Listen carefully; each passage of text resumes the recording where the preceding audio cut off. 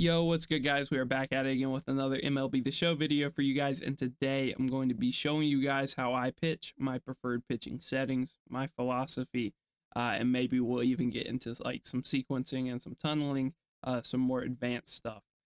So I am a World Series player. I'm a 1,000 rated player pretty easily, and occasionally I sneak into top 50. So that's just kind of some credentials. This is how I pitch. So we'll go over settings after we get in the game. Pinpoint is the preferred and best way to pitch. There was some glitches with it at the start of the year, but those have been patched out. So in general, Pinpoint's going to be your way to go.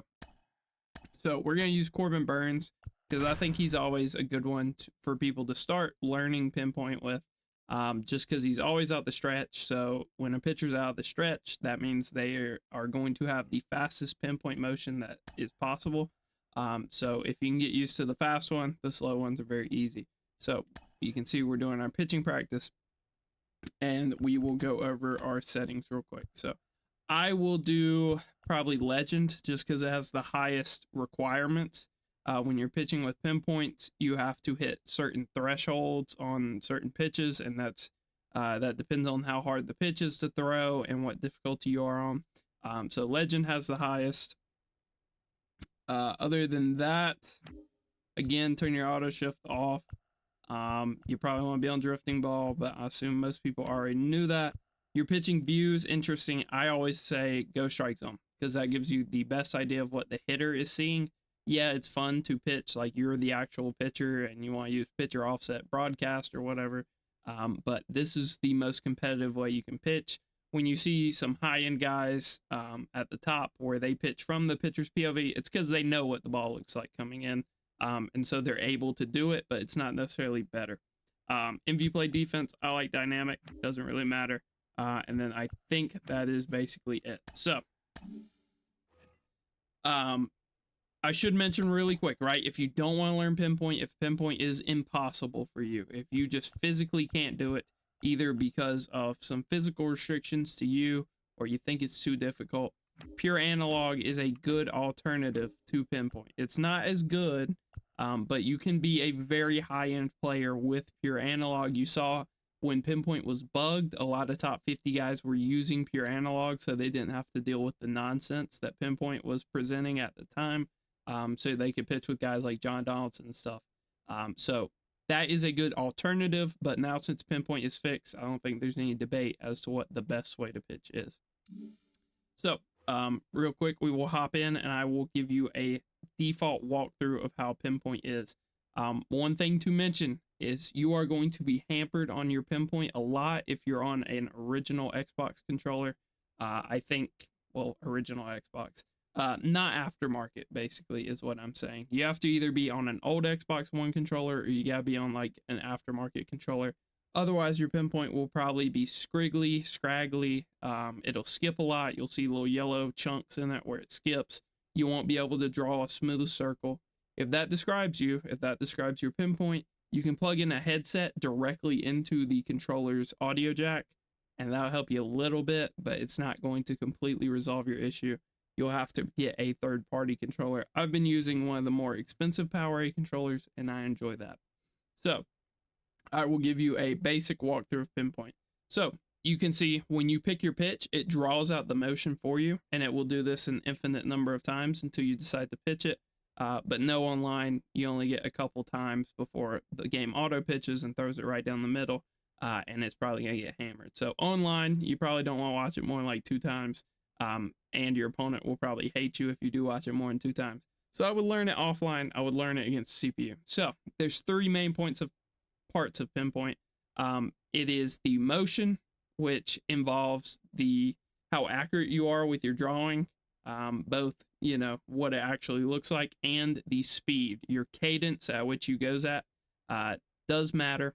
You can see that the CPU is drawing it in a very specific speed. You have to match that speed. Then the second part of your Pinpoint is when you start coming down. A lot of people get confused with the timing. They think it's when the circle at the top hits the circle at the bottom. That's not when it gets its timing. It's actually when you start dragging down. So if you're struggling with Pinpoint, that could be a small thing. And then the last is your angle. You can see the angle that you have to come down at changes depending on where the pitch is at horizontally. And that's usually one of the harder things to do. So we'll go through a default pinpoint here. And you can see we are 6 degrees to the right, so that's not ideal. Somehow that's 88. Keep in mind this is on Legend. If this was on All-Star, all of these would be perfect pitches. But going to thresholds, you'll see the sinker. Fairly difficult to throw. That's actually like perfect. That's fine. You can afford to mess up the motion that much with the sinker because of what the pitch looks like to draw. Splitters are very similar. I'm trying to think of what else is similar. Fork balls are very similar to this. A lot of the new curveball motions are very similar to this. It's also worth mentioning, if you're pitching a lefty, your pinpoint will flip, and you will have to kind of invert your pinpoint. So that's just a couple things worth mentioning. In general, the two things that you should almost never mess up is the accuracy of your drawing and the timing. The release point can be a little iffy, especially because it does not actually take your release point where your circle ends up at the bottom. It goes off where it is right before you get to the circle. So you can see I actually ended up directly in the circle there, but it's still registered as being 3 degrees right because it was barely to the left right before my motion came down. You can see right there, I was to the right. It actually registered it as being to the left. So you actually need to be a little more precise with your pinpoint. Another way you can pinpoint is to kind of do like a half pull, or I don't know what you would call it. Basically, you do your motion, you let go of the stick, and then you drag it down. I do not personally do this method, but you will see that a lot of top end players do this method, and it might make it a little easier for you with pinpoint. I think it's a waste of time to learn, especially on lower difficulties where it is very easy. And you have very easy thresholds to meet. I think all it does is kind of mess up your timing, which is in general the easiest thing to do with pinpoint. You should never mess up your timing. For most pitches, you get like 0.05 early to 0.05 late. So that is a 1/10 of a millisecond gap for you. You can see no matter how badly I am butchering some of these degrees, the timing's never bad. The timing is the easiest thing to get right. You should basically never mess up your timing. There's sometimes where, you know, it happens either because the game is a little bit laggy, or you're transitioning from the stretch to the windup with a pitcher, or vice versa. That can kind of mess with your timing a little bit. But you can see relatively easy, even on Legend. Do keep in mind this is Legend, and if this was on All-Star, pretty much all of these would be perfect. So if you are an all-star player, it's going to be significantly easier for you to pinpoint. And that is kind of my advice on how to learn pinpointing. Start watching the motions, you know, practice on lower difficulties, get your confidence up. There's also little cheats that you can do right there, like how I kind of skipped part of the cutter motion. You can also kind of round the cutter out, not that much. But if you find that like like that, if you find that it's hard for you to just kind of snap and then start drawing a smooth circle, you can do that. On any pitch that kind of goes to the extreme of your analog, you can just kind of slam to that direction and then start drawing the rest of the motion. There's a lot of little hacks that you learn as you go. Like with my sliders, I'm not necessarily going super smooth. I'm going out and to the left, and then I'm kind of drawing the rest of it. So there's a lot of little hacks that you'll learn here and there. And in general, that is basically everything I really want to say about it. If you want to practice the half pull method, there's a lot of very good players that do it, but I think it's mainly only worth learning if you're a higher level player.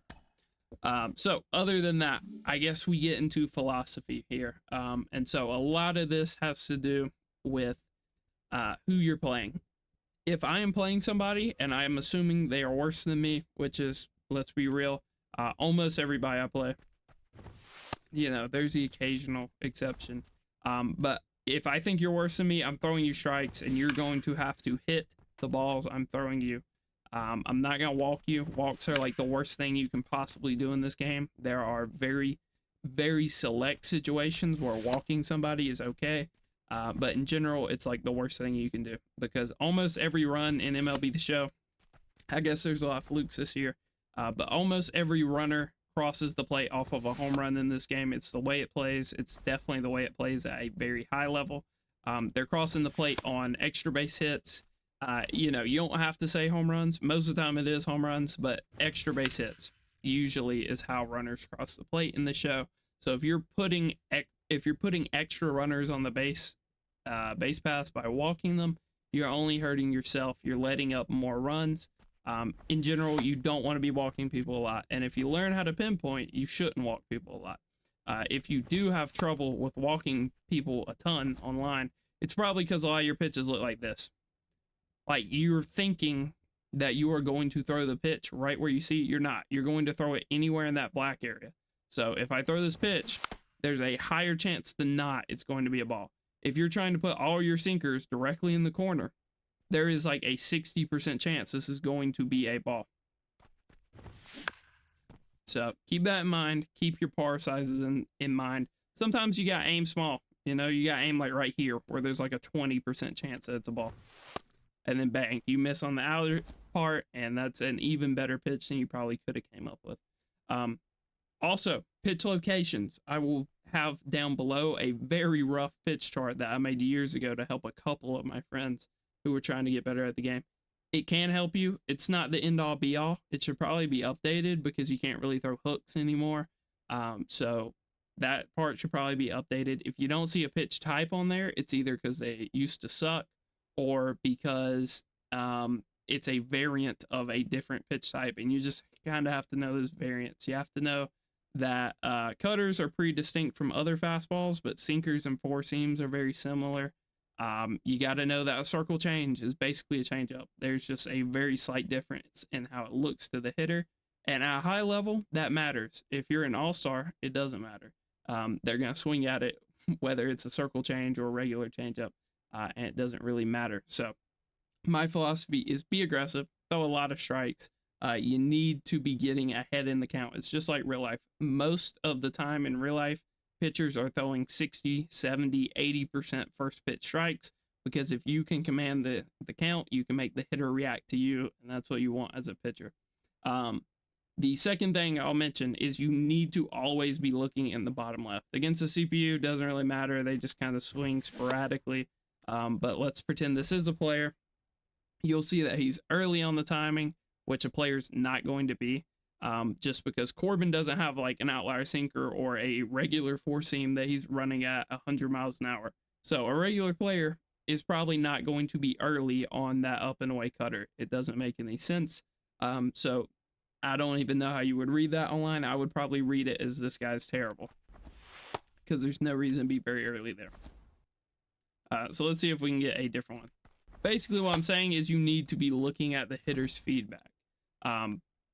It will tell you a decent amount. It won't tell you a ton. You also have to kind of pay attention to how they're hitting the ball.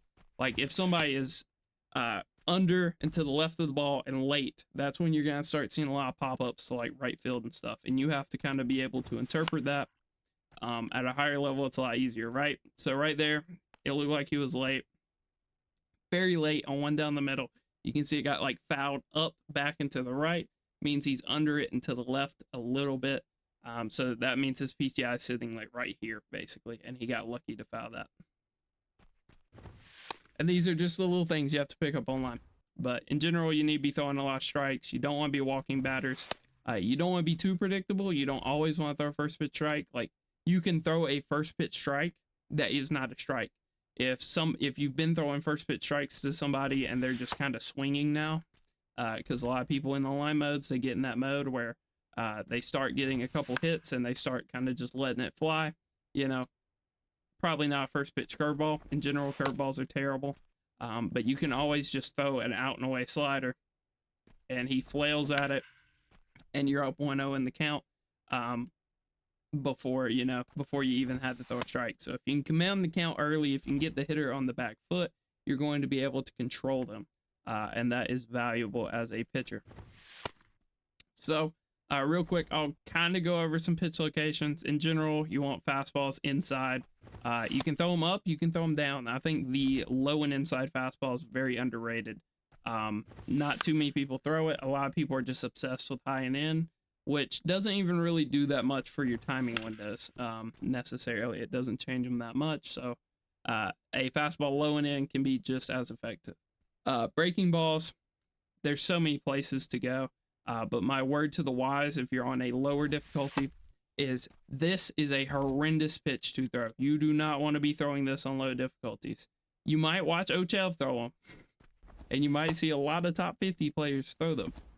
But it's because they know that their opponent is going to read that as an inside pitch, and they're going to take it. It's there to fool the hitter and get them to be early or to steal a strike. You're not doing that at low difficulty. The timing window is not small enough for your opponent to completely miss it. Usually what's going to happen if you're throwing this pitch is they're going to read it as a fastball and they're going to hit an early home run on you.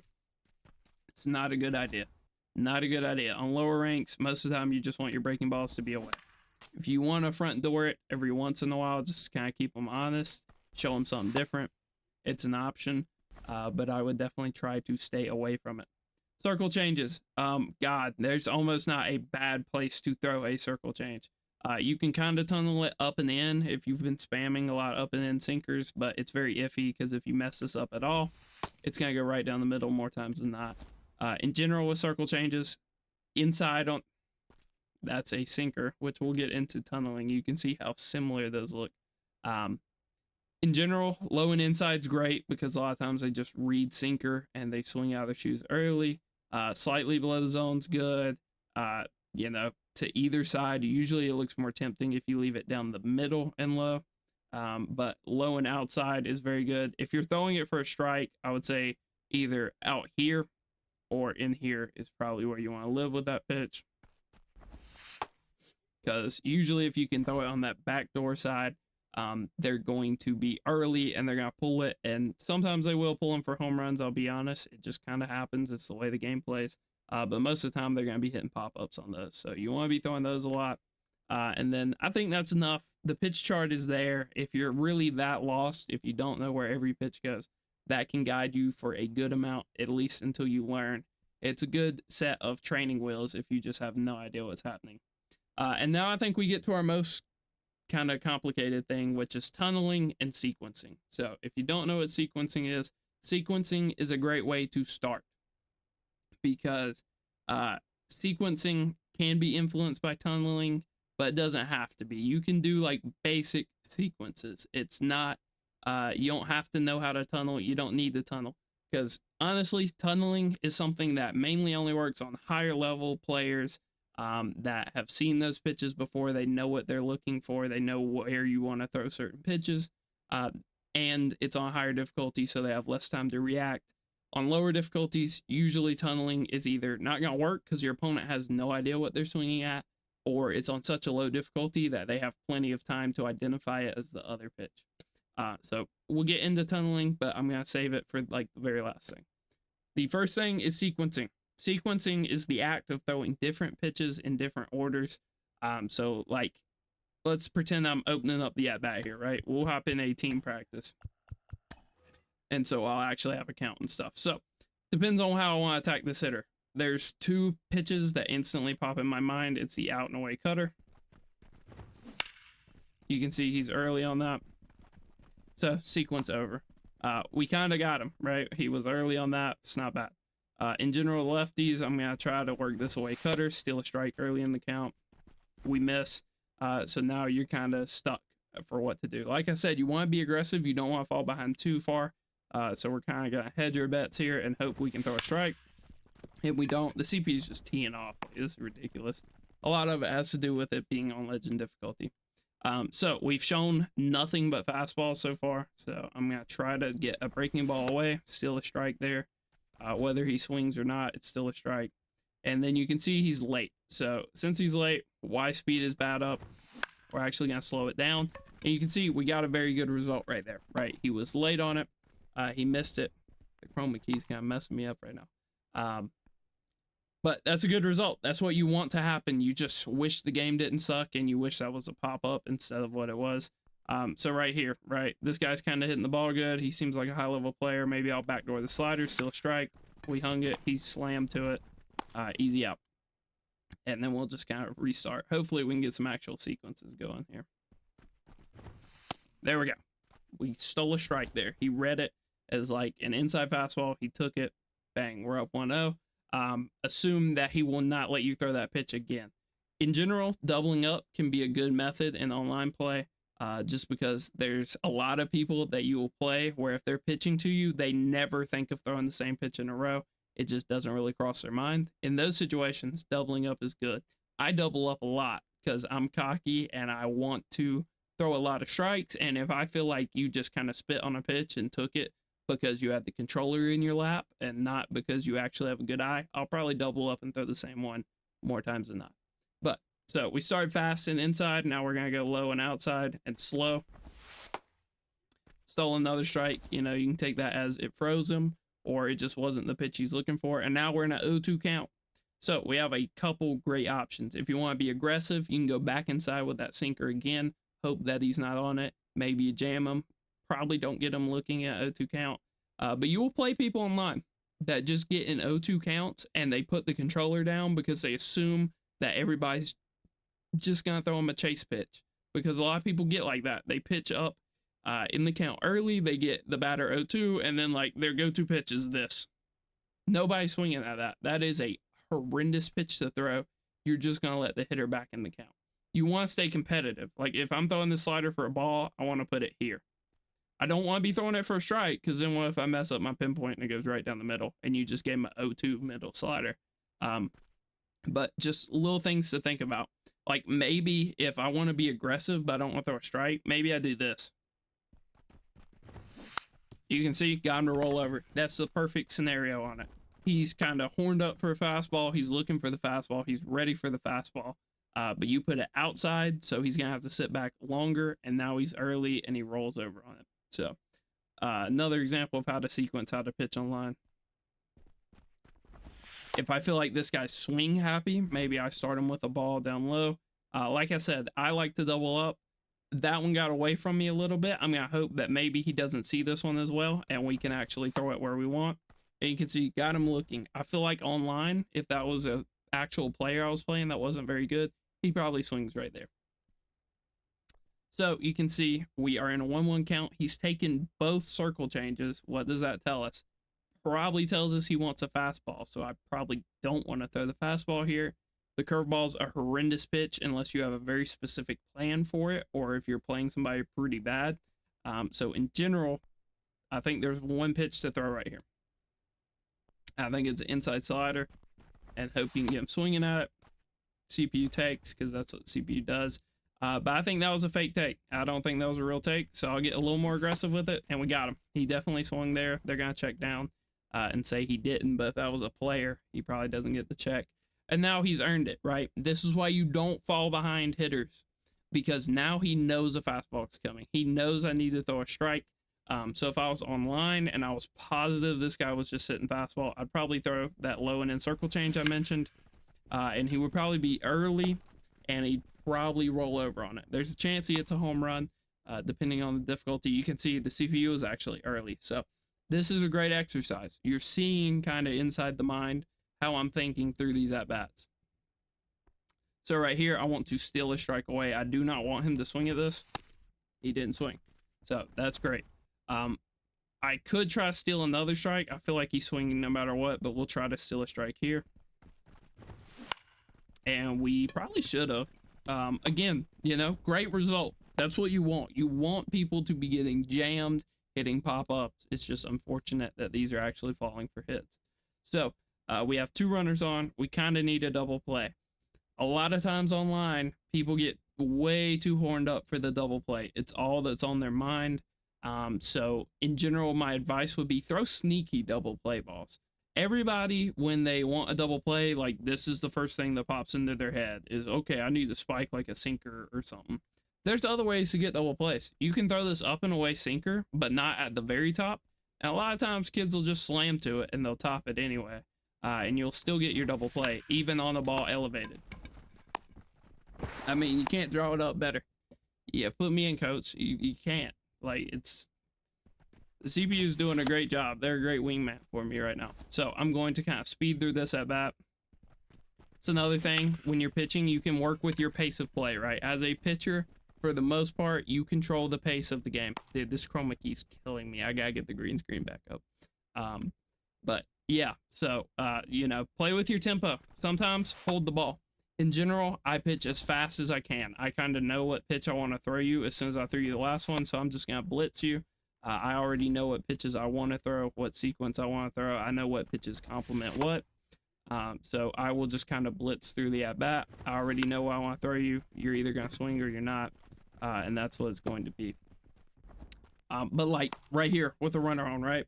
This is an underrated thing you can do. You can hold the ball and you can actually look the runner over and you will see the pitcher moves his head, and you will be able to see that as the batter, and it's weird. It's just a weird thing to do. It throws people off, especially in like the most intense moments of the game.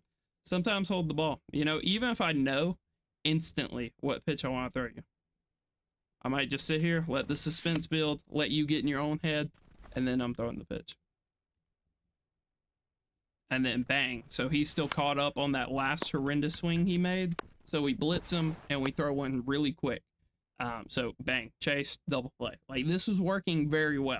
This is very reminiscent of a player online. This is probably the most I've seen a CPU play like a player. So right here, we're going to try and nestle this sinker high and in. Very common pitch you'll see in online play. And then I'm going to hope that he's still on it and rolls over on this outside cutter.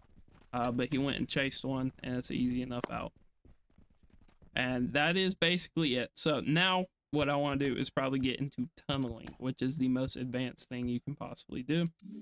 We want to be in pitching practice for this.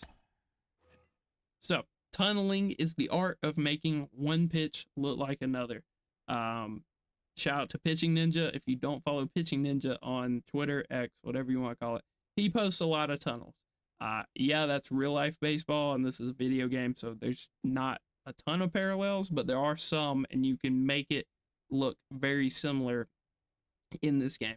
So in general, with Corbin, you got a couple that are kind of working. If I throw the cutter here, you'll see that a slider here looks very similar. And really the only distinction the batter is going to be able to make from that is on the break. The slider breaks a lot earlier, but if you're on high enough difficulty, it's not gonna matter.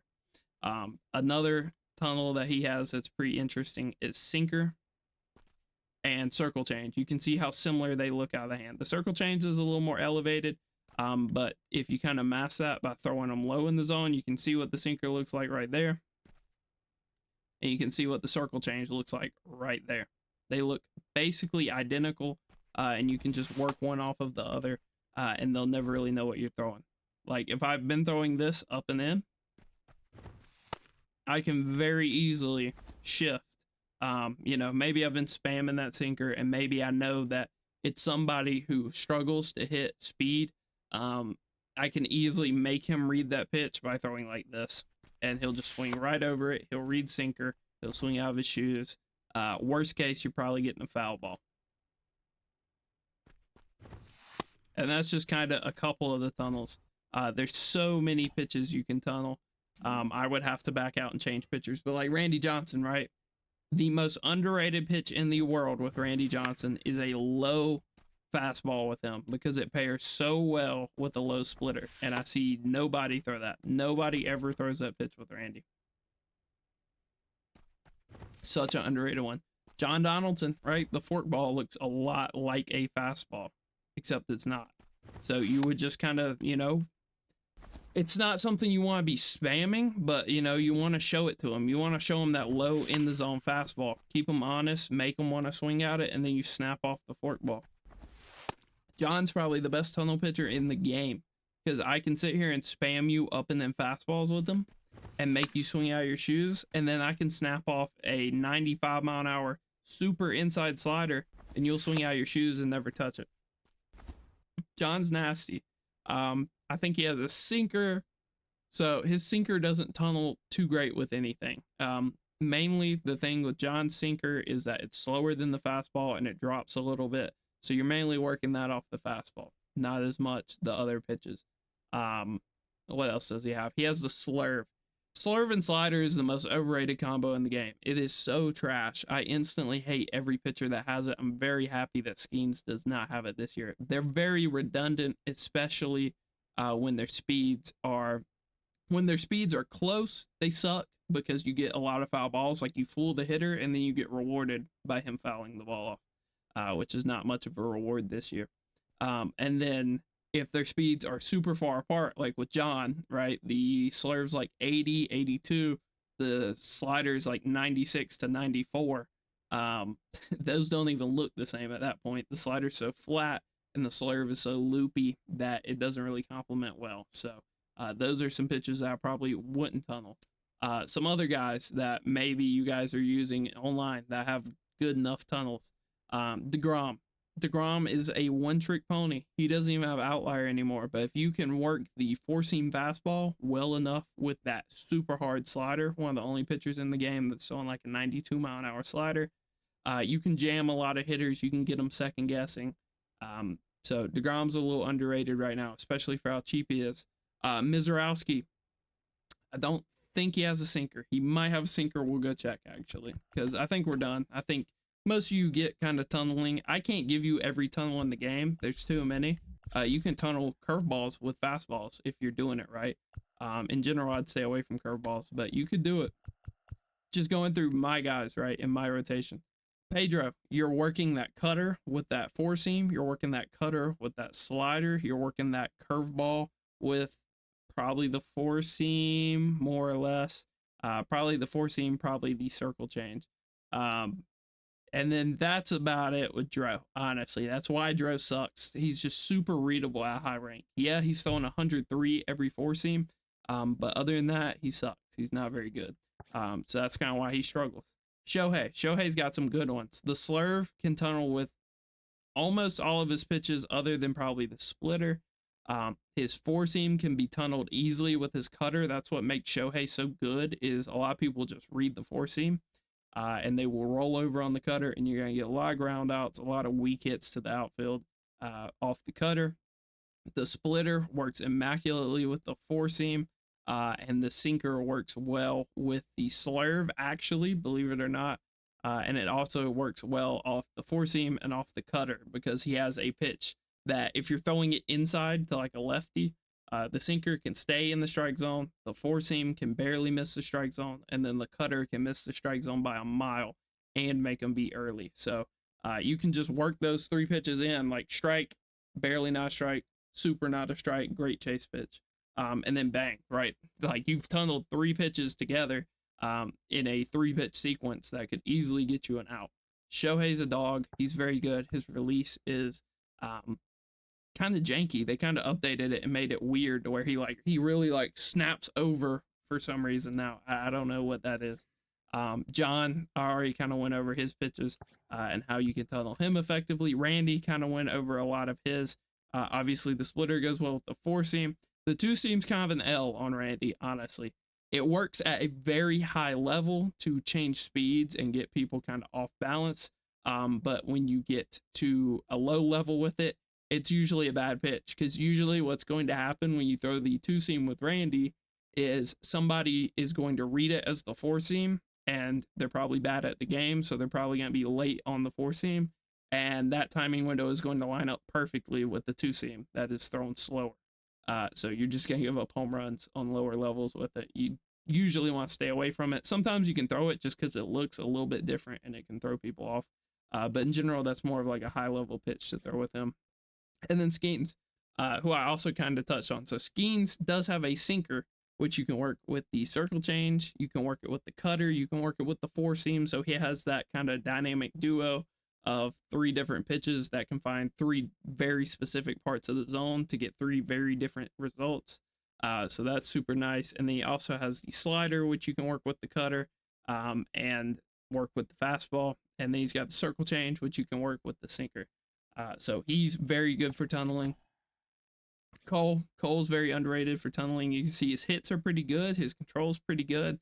The four seam works well with the slider. It works well with the cutter. The problem with him is he has a circle change, right? The circle change tunnels better with sinkers.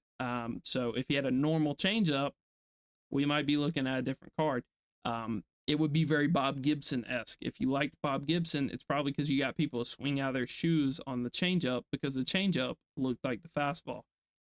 Garrett Cole does not have a sinker, so the circle change is a little redundant, and it doesn't even really change speeds that much. Smoltz. So this is why Smoltz sucks, right? The slider's ridiculously slow. The fastball's not very fast. Nobody's gonna swing out their shoes on inside slider with Smoltz. Really, all he's working is the regular changeup, which again is ridiculously slow, and he's working that four seam with the splitter, which is okay. Oswalt, pretty bad, right? Anytime you have a curveball, that's usually an L pitch. It's usually not a good pitch. And he has a regular changeup with a sinker, so he's okay. That's what makes him okay, right? Nolan Ryan, horrendous, terrible. This is why he never goes high in the tier list, because he does not age well with difficulty. He gets decent on Legend just because he throws the fastest fastball you have ever seen. And if you can work in the sinker in the right ways, it can throw very high level players off. But in general, he's just a pub stomper, and he's just a pitcher that exploits players that cannot hit an outlier fastball. That's pretty much who he has always been in the game. Strider, very similar to Nolan Ryan, to be honest. Not a very good pitcher. If he had outlier, he'd be all right.